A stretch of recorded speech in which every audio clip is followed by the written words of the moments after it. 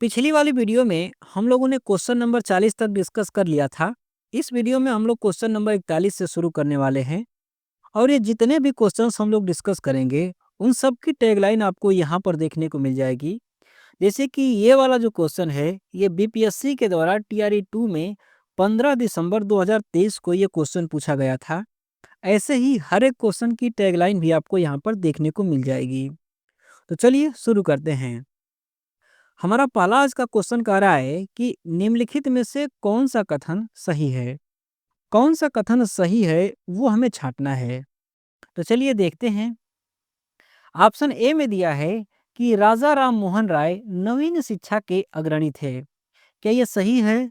तो हाँ, बिल्कुल सही बात है, क्योंकि जो राजा राम मोहन राय है ये बंगाल वाले क्षेत्र के एक समाज सुधारक थे और ये नवीन शिक्षा के जो है वो पक्षधर थे। मतलब कि ये जो है वो आधुनिक शिक्षा को अपनाने की बात करते थे और इसीलिए इन्होंने डेविड हेयर के साथ में मिल करके इन्होंने हिंदू कॉलेज की भी स्थापना की थी। और हिंदू कॉलेज ही नहीं, सिर्फ इन्होंने वेदांत कॉलेज की भी स्थापना की थी। कहाँ, किसकी? तो वेदांत कॉलेज की। और ये दोनों के दोनों जो है वो बंगाल वाले क्षेत्र में राजा राम मोहन राय जी के द्वारा स्थापित किए गए थे। मतलब कि जो राजा राम मोहन राय हैं ये नवीन शिक्षा के अग्रणी थे। अर्थात जो ऑप्शन ए दिया हुआ है ये हमारा बिल्कुल सही दिया हुआ है। ऑप्शन बी को देखिए। इसमें दिया है कि स्वामी दयानंद ने भारत भारतीयों के लिए है का नारा दिया था। क्या यह सत्य बात है? तो हाँ, बिल्कुल सत्य बात है, क्योंकि जो दयानंद सरस्वती हैं इन्होंने महाराष्ट्र वाले क्षेत्र में स्वदेश को बढ़ावा देने के लिए और अंग्रेजों का विरोध करने के लिए इन्होंने भारत भारतीयों का है का नारा दिया था। मतलब कि जो ऑप्शन बी में कथन दिया हुआ है ये भी बिल्कुल सही दिया हुआ है। ऑप्शन सी को देखिए। इसमें दिया है कि स्वामी विवेकानंद ने विश्व धर्म संसद में भाग लिया था। क्या यह सत्य है? तो हाँ, बिल्कुल सत्य बात है, क्योंकि आपको अच्छे से पता है कि 1836 ईस्वी में अमेरिका का जो शिकागो शहर है, यहाँ पर विश्व धर्म संसद हुई थी। और उस विश्व धर्म संसद में भारत की तरफ से भाग लेने वाले कौन व्यक्ति थे? तो वो थे स्वामी विवेकानंद। मतलब कि जो ऑप्शन सी में दिया हुआ कथन है ये भी बिल्कुल सही दिया हुआ है। अर्थात ऑप्शन ए, बी और सी तीनों के तीनों सही हैं। इसीलिए उपर्युक्त में से एक से अधिक वाला जो हमारा ऑप्शन डी है ये बिल्कुल सही होने वाला है। अगला क्वेश्चन कह रहा है कि पंजाब में कूका आंदोलन का प्रारंभिक उद्देश्य क्या था। अर्थात पंजाब में जो 1872 ईस्वी में कूका आंदोलन चला उसका शुरुआती उद्देश्य क्या था? तो उसका शुरुआती उद्देश्य था कि सिख धर्म में जो अशुद्धियां आ गई हैं उनसे सिख धर्म को परिष्कृत करना, जो है वो परिष्कृत करना, इसका प्रारंभिक उद्देश्य था। अतः जो ऑप्शन ए दिया हुआ है ये बिल्कुल सही होगा। अगर हम लोग कूका आंदोलन की बात करें तो ये जो कूका आंदोलन है ये इसकी शुरुआत कब हुई? तो इसकी शुरुआत हुई थी 1872 ईस्वी में। कहाँ पर शुरुआत हुई? तो इसकी शुरुआत जो है वो पंजाब वाले क्षेत्र में हुई थी। और इसके नेता कौन थे? इसका नेतृत्व किसने किया था? तो नेता की इसकी बात करें तो इसके नेता थे राम सिंह कूका। कौन थे? तो इसके नेता थे राम सिंह कूका। और ये कहाँ पर चला था? तो पंजाब वाले क्षेत्र में चला था। जब इस आंदोलन की शुरुआत की तो इसका सिर्फ और सिर्फ उद्देश्य था कि सिख धर्म को जो है वो परिष्कृत किया जाए, जो अशुद्धियां हैं उनको दूर किया जाए। लेकिन जैसे जैसे ये आंदोलन बढ़ता गया इसमें और सारे उद्देश्य जुड़ते हो गए और ये जो है वो बाद में जा करके अंग्रेजों के विरोध में जो है वो परिवर्तित हो गया था। अतः अगर आपसे पूछे कि कूका आंदोलन किस प्रकार का उद्देश्य था, किस प्रकार का आंदोलन था, तो कूका आंदोलन जो है वो एक सामाजिक राजनीतिक आंदोलन था जिसका नेतृत्व जो है वो राम सिंह ने किया था। अगला क्वेश्चन कह रहा है कि नव भारत का पैगंबर कौन कहलाता है। तो नव भारत का पैगंबर जो है वो राजा राम मोहन राय जी को कहा जाता है। इसीलिए जो ऑप्शन ए है हमारा ये बिल्कुल सही होगा। अच्छा, जो राजा राम मोहन राय हैं इन्हें नव भारत का पैगंबर क्यों कहा जाता है? क्योंकि इन्होंने बंगाल वाले क्षेत्र में भारतीयों के अंदर राजनीतिक चेतना उत्पन्न करने का काम किया था। इसीलिए इन्हें जो है वो नव भारत का पैगंबर कहा जाता है। अच्छा, इन्होंने ये काम किस तरीके से किया था? तो इन्होंने 1836 ईस्वी में एक सभा बनाई थी और उस सभा का नाम था बंग भाषा प्रकाशन सभा। क्या नाम था? तो इसका नाम था बंग भाषा प्रकाशन सभा। और इस सभा का काम ही था कि जितने भी धार्मिक, राजनीतिक, नैतिक, सामाजिक जितने भी प्रश्न हैं, उन प्रश्नों पर वाद विवाद करके मनुष्यों के अंदर, जो भारतीय लोग हैं, उनके अंदर राजनीतिक चेतना को जागृत किया जा सके। यही इस सभा का काम था। इसीलिए राजा राम मोहन राय जी को नव भारत का पैगंबर कहा जाता है। अगला हमारा क्वेश्चन कह रहा है कि किस समाज सुधारक को लोक हितवादी के नाम से पुकारते थे। तो कौन समाज सुधारक है जिसे कि लोक हितवादी कहा जाता था?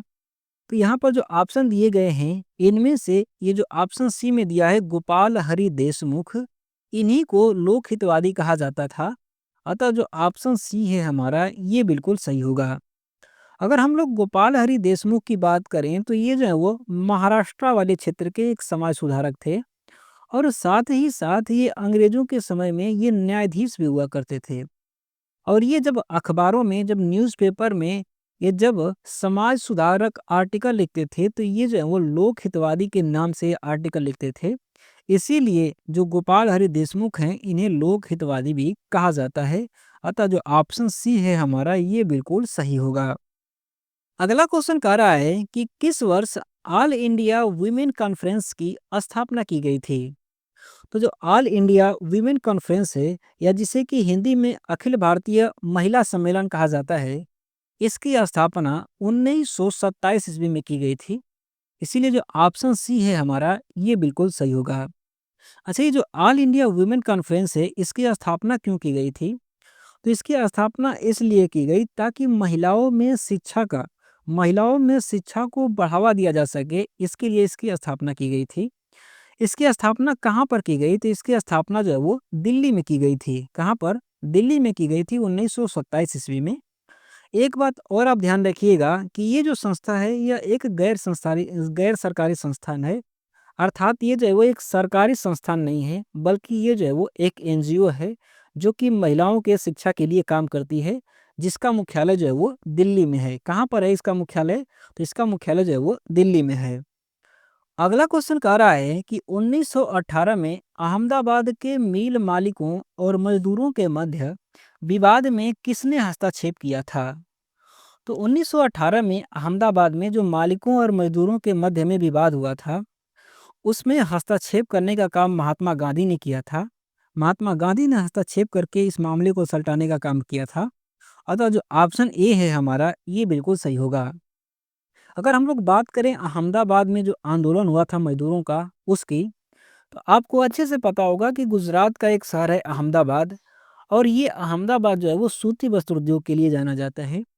और यहीं पर 1918 ईस्वी की बात है कि यहाँ पर एक सूती वस्त्र उद्योग था, जिसके मालिक थे अम्बलाल साराभाई। इस अम्बलाल साराभाई ने कानून बनाया था, नियम बनाया था अपने कंपनी में कि जितने भी वर्कर हैं, अगर वो विकट परिस्थितियों में हमारा साथ देते हैं, तो उनको जो है वो बोनस दिया जाएगा। और हमारे देश में 1917 ईस्वी में प्लेग आ गया था। जब प्लेग आ गया तो बहुत ज़्यादा संख्या में लोग मर रहे थे, लेकिन उसके बावजूद भी मजदूरों ने कंपनी को नहीं छोड़ा, क्योंकि उन लोगों को पता था कि हमें बोनस भी मिलेगा इस काम का। इसीलिए ये लोग जो है वो काम पर टिके रहे। लेकिन बाद में जो अमलाल साराभाई हैं, इन्होंने बोनस देने से मना कर दिया। जो मजदूर थे, ये मांग कर रहे थे कि हमें 50% का बोनस दिया जाना चाहिए, लेकिन जो अम्बलाल साराभाई हैं, ये कह रहे थे कि हमें 20% का इसी बोनस देंगे। इसीलिए जो है वो विवाद खड़ा हो गया और यहाँ पर आंदोलन शुरू हो गया। और ये जो अम्बलाल साराभाई हैं, इन्हीं की एक बहन थी अनसुईया बेन। इन्होंने खत लिख करके महात्मा गांधी को सूचित किया और महात्मा गांधी को अहमदाबाद में बुलाया। और महात्मा गांधी आए और यहाँ पर इन्होंने जो है वो भूख हड़ताल किया, जिसके बाद से अम्मोलाल साराभाई को झुकना पड़ा। और वो जो है वो 50% की बजाय इन्होंने जो है वो 35% का बोनस जो है वो स्वीकार किया। और इस तरीके से जो है वो मालिकों और मजदूरों के बीच का जो संघर्ष था, वो महात्मा गांधी के द्वारा खत्म किया गया। अगला क्वेश्चन कह रहा है कि निम्नलिखित में से किस आंदोलन में महात्मा गांधी ने भूख हड़ताल को हथियार के रूप में सर्वप्रथम प्रयोग किया था? तो महात्मा गांधी ने हथियार के रूप में भूख हड़ताल को कहाँ पर प्रयोग किया? तो गुजरात के अहमदाबाद में जो मजदूरों का आंदोलन हुआ था, वहां पर उन्होंने भूख हड़ताल का सबसे पहला प्रयोग किया था। अतः जो ऑप्शन सी में दिया है अहमदाबाद हड़ताल, ये बिल्कुल सही होगा। अगर हम लोग घटनाक्रम की बात करें, तो ये घटना है 1918 ईस्वी की, जब गुजरात के अहमदाबाद में मिल मालिकों और मजदूरों के बीच में गतिरोध उत्पन्न हो गया था। और ये बात महात्मा गांधी को अनसुईया बेन के माध्यम से जब पता चली, तो महात्मा गांधी यहाँ पर पहुंचे और उन्होंने मजदूरों से कहा कि आप लोग जो है वो हड़ताल कर दीजिए, काम धाम बंद कर दीजिए। और मजदूरों ने काम बंद कर दिया, लेकिन मजदूरों के सामने एक समस्या ये थी कि मजदूर लोग रोज कमाने और खाने वाले लोग थे। जब कंपनी बंद हो गए तो कमा नहीं पाते थे, जिससे कि उन लोगों के घर में खाने की दिक्कत होने लगी, बच्चे भूखे रहने लगे। ये बात देख करके महात्मा गांधी जो है वो इन्होंने नया तरीका अपनाया ताकि इस समस्या का जल्दी से जल्दी समाधान निकल सके। और इसीलिए महात्मा गांधी जो है वो भूख हड़ताल पर बैठ गए, जिसकी वजह से इस समस्या का जल्दी से समाधान निकला और मजदूरों को यहाँ पर 35% का बोनस भी मिला था। इसीलिए कहा जाता है कि महात्मा गांधी का जो पहला भूख हड़ताल का हथियार के रूप में प्रयोग करना था, वो था अहमदाबाद में मिल मजदूरों के आंदोलन में। अगला क्वेश्चन कह रहा है कि किसानों के हित में गांधी जी ने 1917 में चंपारण सत्याग्रह किसके सहयोग से किया था। अर्थात गांधी जी ने जो 1917 ईस्वी में तिनकठिया के खिलाफ चंपारण में सत्याग्रह किया था, उसमें किन किन लोगों ने साथ दिया था वो पूछ रहा है। तो चलिए देखते हैं। ऑप्शन ए में दिया है राजेंद्र प्रसाद। क्या राजेंद्र प्रसाद इनके साथ में थे 1917 में गांधी जी के? तो हाँ, बिल्कुल साथ में थे, क्योंकि गांधी जी की पहली मुलाकात राजेंद्र प्रसाद से इसी आंदोलन में हुई थी। मतलब कि जो ऑप्शन ए में दिया है ये तो बिल्कुल सही दिया हुआ है।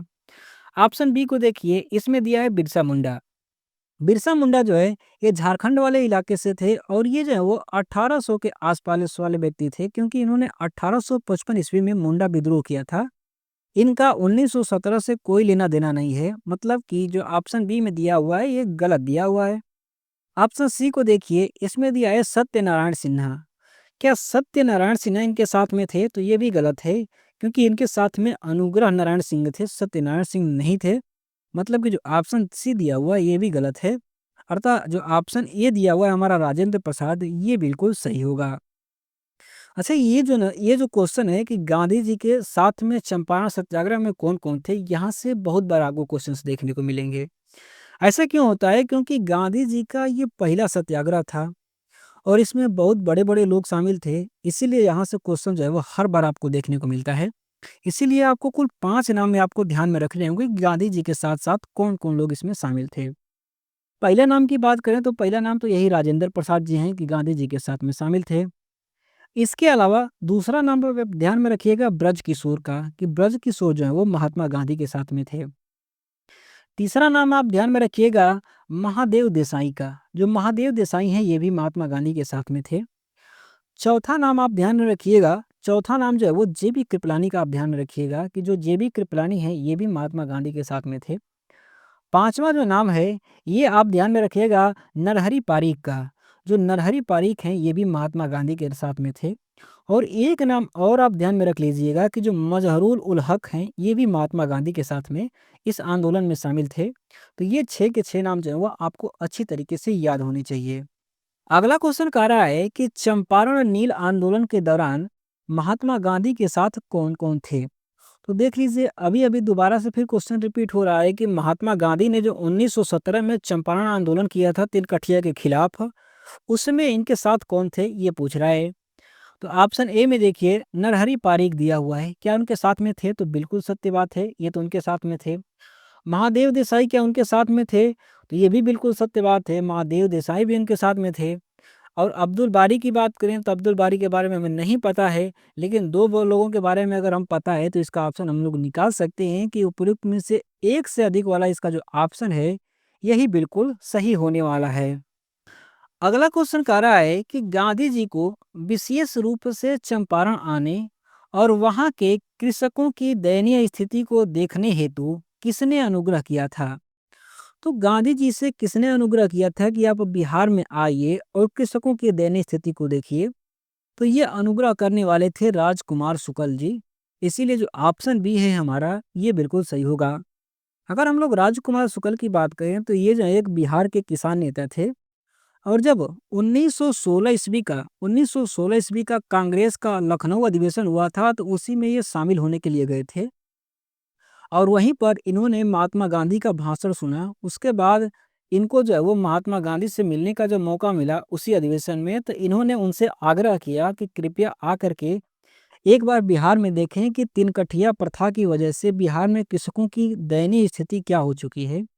इसीलिए इनकी बात को मानते हुए महात्मा गांधी जो है 1917 ईस्वी में बिहार के चंपारण में आते हैं और नील किसानों के साथ में यहाँ पर आंदोलन भी करते हैं और इसमें ये सफल भी रहते हैं। और ये गांधी जी का पहला आंदोलन भी था 1917 ईस्वी का। इसको भी आप ध्यान में रखिएगा। अगला क्वेश्चन कह रहा है कि बारदौली सत्याग्रह का नेता कौन था। तो गुजरात में जो गुजरात के बारदौली में बारदौली सत्याग्रह हुआ था उसका नेता कौन था। तो उसके नेता थे सरदार वल्लभ भाई पटेल। कौन थे? सरदार वल्लभ भाई पटेल। इसीलिए जो ऑप्शन बी है हमारा ये बिल्कुल सही होगा। अगर हम लोग बारदौली सत्याग्रह की बात करें कि ये सत्याग्रह हुआ क्यों था, तो ये हुआ इसलिए था क्योंकि गुजरात में जो अंग्रेजों की सरकार है उसने जो है वो लगान में वृद्धि कर दिया था, जिसकी वजह से ये आंदोलन हुआ। और इस आंदोलन का नेतृत्व जो है वो वल्लभ भाई पटेल के द्वारा किया गया था। इस आंदोलन में जो महिलाएं शामिल थीं वो महिलाएं जो है वो वल्लभ भाई पटेल को सरदार सरदार कहा करती थीं। और ये आंदोलन जब समाप्त हो गया, जब सफल रहा, तो ये महात्मा गांधी से मिलने को गए।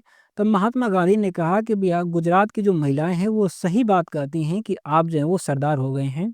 और इस तरीके से वल्लभ भाई पटेल को सरदार की उपाधि जो है वो महात्मा गांधी के द्वारा जो है वो गुजरात की महिलाओं की तरफ से दिया गया था।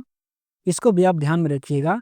ये क्वेश्चन आपसे पूछा जाता है कि वल्लभ भाई पटेल को सरदार की उपाधि किस सत्याग्रह के दौरान दिया गया था। तो ये सत्याग्रह था बारदौली सत्याग्रह। कौन सा था? बारदौली सत्याग्रह, जिसमें कि सरदार पटेल को सरदार की उपाधि दी गई थी। अगला क्वेश्चन कह रहा है कि निम्नलिखित आंदोलनों में से किसका सरदार वल्लभ भाई पटेल के द्वारा नेतृत्व किया गया और वो सफल भी रहा था। वो कौन सा आंदोलन था जिसका कि सरदार वल्लभ भाई पटेल ने नेतृत्व किया था। तो अभी अभी हम लोगों ने देखा कि जो बारदौली सत्याग्रह था जो कि गुजरात में हुआ था, इसका नेतृत्व जो है वो सरदार वल्लभ भाई पटेल के द्वारा किया गया और ये सफल भी रहा था। इसीलिए जो ऑप्शन सी है ये बिल्कुल सही होगा। और सरदार वल्लभ भाई पटेल को सरदार की उपाधि जो है वो इसी सत्याग्रह के दौरान मिली थी। ऑप्शन बी में देखिए, इसमें दिया है कपास मिलों के कर्मचारियों का सत्याग्रह अहमदाबाद का, जो कि गुजरात में है। इस आंदोलन में कौन नेतृत्व कर रहा था? तो इस आंदोलन में जो है वो महात्मा गांधी नेतृत्व कर रहे थे। और यहीं पर इसी आंदोलन में महात्मा गांधी ने पहली बार भूख हड़ताल का भी प्रयोग किया था। अगला क्वेश्चन कह रहा है कि ऑल इंडिया किसान सभा के पहले अधिवेशन के अध्यक्ष कौन थे। तो जो अखिल भारतीय किसान सभा बनी थी, इसके पहले अध्यक्ष थे स्वामी सहजानंद सरस्वती। कौन थे? स्वामी सहजानंद सरस्वती। इसलिए जो ऑप्शन बी है हमारा ये बिल्कुल सही होगा। अगर हम लोग ऑल इंडिया किसान सभा की बात करें कि इसकी स्थापना कब हुई थी, तो इसकी स्थापना जो है वो 1936 ईस्वी में हुई थी। कब हुई? 1936 ईस्वी में। क्योंकि 1936 ईस्वी में कांग्रेस का जब लखनऊ अधिवेशन हुआ था तो उसी में डिसीजन लिया गया था कि किसानों की समस्याओं को अलग से उठाने के लिए हमारे पास एक संस्था होनी चाहिए। और इसीलिए यहाँ पर जो है वो ऑल इंडिया किसान सभा का यहाँ पर गठन किया गया था। और इसके पहले अध्यक्ष जो है वो स्वामी सहजानंद सरस्वती को बनाया गया था। और इसका पहला सम्मेलन कहाँ पर आयोजित किया गया? तो इसका पहला सम्मेलन जो है वो लखनऊ में आयोजित हुआ था। कहाँ पर? लखनऊ में आयोजित हुआ था। इसको भी आप ध्यान में रखिएगा। अगला क्वेश्चन कह रहा है कि चंपारण आंदोलन के जन आंदोलन की प्रतिक्रिया में ब्रिटिश सरकार ने इस मुद्दे के समाधान के लिए कौन से कदम उठाए थे। तो जो 1917 ईस्वी में चंपारण का सत्याग्रह हुआ था, इसके समाधान के लिए अंग्रेजों ने चंपारण कृषि समिति की स्थापना की थी, ताकि इस बात की जांच हो सके कि क्या सही हो रहा है और क्या गलत हो रहा है। इसीलिए जो ऑप्शन सी है ये बिल्कुल सही होगा। जो चंपारण कृषि समिति बनाई गई थी, ये जो है वो 7 सदस्यीय समिति थी। और इसका अध्यक्ष जो है वो टेन्नर को बनाया गया था। किसे? टेन्नर को बनाया गया था। और इसमें महात्मा गांधी भी एक सदस्य थे। महात्मा गांधी भी इसमें शामिल थे। और इस समिति ने रिपोर्ट सौंपी कि जो बिहार में तिनकठिया प्रथा चल रही है पूरी तरीके से इलीगल है, अनैतिक है, इसको खत्म कर दिया जाना चाहिए।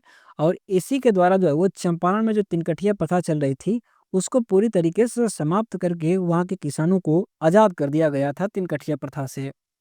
अगला क्वेश्चन कह रहा है कि 1918 के किस महीने में चंपारण कृषि कानून, चंपारण एग्रेरियन एक्ट यूरोपीय नील बगान के स्वामी के विरुद्ध पारित हुआ था।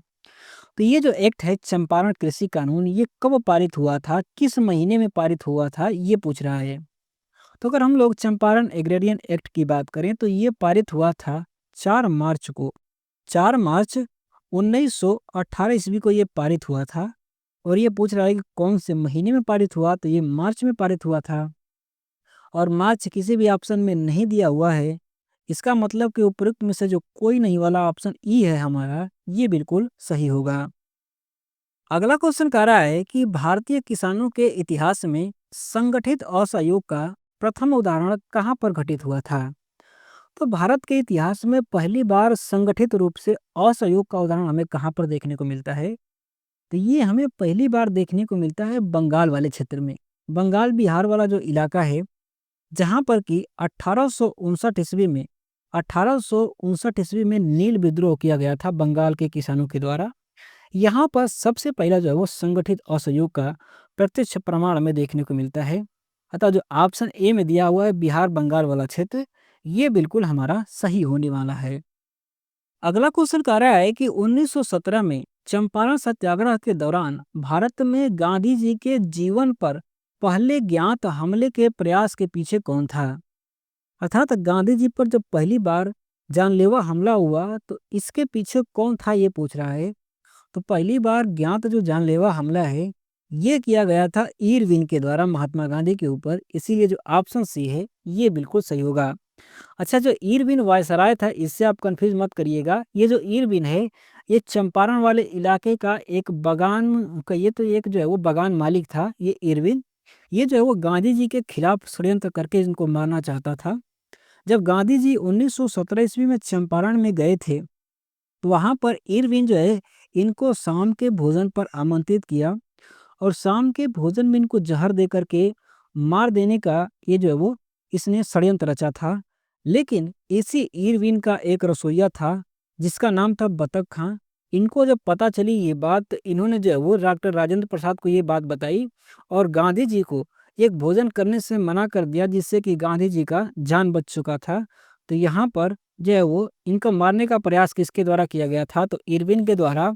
और बचाया किसने था, तो बतख मियाँ ने इनको बचाया था। तो आपसे क्वेश्चन पूछा जा सकता है, पूछा क्या जा सकता है, पूछा भी गया है कि महात्मा गांधी का नील विद्रोह, नील आंदोलन के समय में जान किसने बचाई थी। तो ये जान बचाने वाले बतख मियाँ थे। कौन थे? बतख मियाँ थे। अगला क्वेश्चन कह रहा है कि 1876 में इंडियन एसोसिएशन की स्थापना किसने की थी। तो 1876 ईस्वी में जो इंडियन एसोसिएशन बने था, इसकी स्थापना सुरेंद्र नाथ बनर्जी के द्वारा की गई थी। इसीलिए जो ऑप्शन सी है हमारा, ये बिल्कुल सही होगा। अच्छा, ये जो इंडियन एसोसिएशन है, इसकी स्थापना सुरेंद्र नाथ बनर्जी के द्वारा क्यों की गई थी। तो इसकी स्थापना इसलिए की गई ताकि एक शक्तिशाली जनमत तैयार किया जा सके। लोग जो हैं वो भारत के लोग हैं, उनमें राष्ट्र भावना उत्पन्न की जा सके। इसके लिए ये इंडियन एसोसिएशन की स्थापना जो है वो सुरेंद्र नाथ बनर्जी के द्वारा 1876 ईस्वी में की गई थी। अगला क्वेश्चन कह रहा है कि मद्रास महाजन सभा की स्थापना कब हुई थी। जो मद्रास महाजन सभा है, इसकी स्थापना की अगर हम लोग बात करें तो इसकी स्थापना जो है वो 1884 ईस्वी में हुई थी। कब हुई थी? 1884 ईस्वी में। और 1884 कोई भी ऑप्शन नहीं दिया हुआ है, इसीलिए उपयुक्त में से कोई नहीं वाला जो ऑप्शन है ये बिल्कुल सही होगा।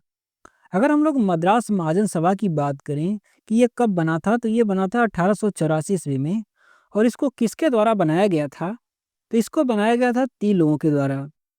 और वो 3 लोग कौन-कौन थे, तो उनका नाम भी आपको पता होना चाहिए कि इनमें से एक थे एम.वी. राघवाचारी, दूसरे थे सुब्रमण्यम अय्यर और तीसरे थे आनंद चार्लू।